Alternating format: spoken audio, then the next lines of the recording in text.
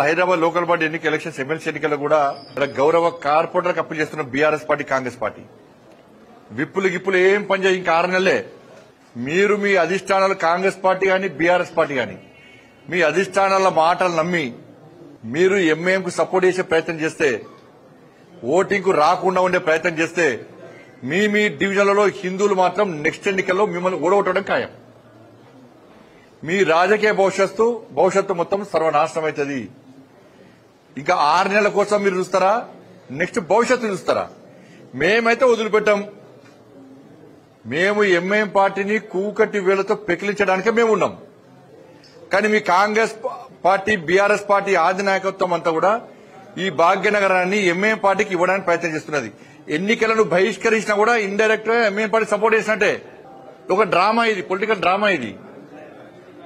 మీ డివిజన్లలో 80% హిందువులు ఉన్న విషయాన్ని మీరు గుర్తుంచుకోండి. కార్పొరేటర్లకు మేము మీకు వ్యతిరేకంగా విమర్శిస్తలే. మేము ఎంఐఎం పార్టీకి వ్యతిరేకంగా ఓటేయండి, ఓటింగ్ లో పాల్గొనండి మేము అప్పీల్ చేస్తున్నాం. మేము ఎక్కడ కూడా హిందూ యూత్ గాని హిందూ సమాజం గాని ఇప్పటికే ప్రెషర్ బాగా వస్తున్నది.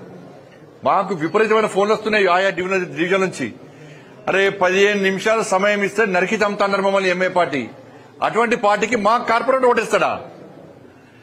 అటువంటి పార్టీకి బీఆర్ఎస్ కాంగ్రెస్ సపోర్ట్ ఇస్తారా?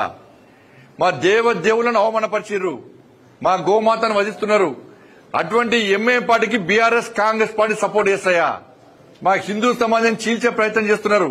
అటువంటి ఎంఐ పార్టీకి BRS party Congress party support చేస్తారా? వాళ్ళని గెలిపిస్తారా అని చెప్పి హిందూ సమాజం ఈ భాగ్యనగర్ లో చాలా ఆగ్రహంగా ఉన్నారు. ఆయా కార్పొరేటర్ల మీద ఒత్తిడి తీసుకొస్తారు గ్యారంటీ. ఇప్పటికే స్టార్ట్ అయింది చాలా డివిజన్లలో కూడా. ఇంతకుముందు సమావేశం జరిగినప్పుడు చాలా మంది మా డివిజన్ అధ్యక్షులు చెప్తున్నారు, అన్న మా డివిజన్లలో హిందూ సమాజం అంతా ఒకటైంది. కార్పొరేటర్లు గిట్ట రేపు ఓటింగ్ లో పాల్గొనకుంటే ఎంఐఎం పార్టీకి వ్యతిరేకంగా ఓటు వేయకుంటే ఎట్టి బస్సులో హిందువులు వాళ్ళను నెక్స్ట్ ఎలక్షన్ లో వాళ్ళకు ఓటు వేసే ప్రసక్తి లేదని చెప్పి కుండ బదులుకుంటే స్పష్టం చేస్తున్నారు.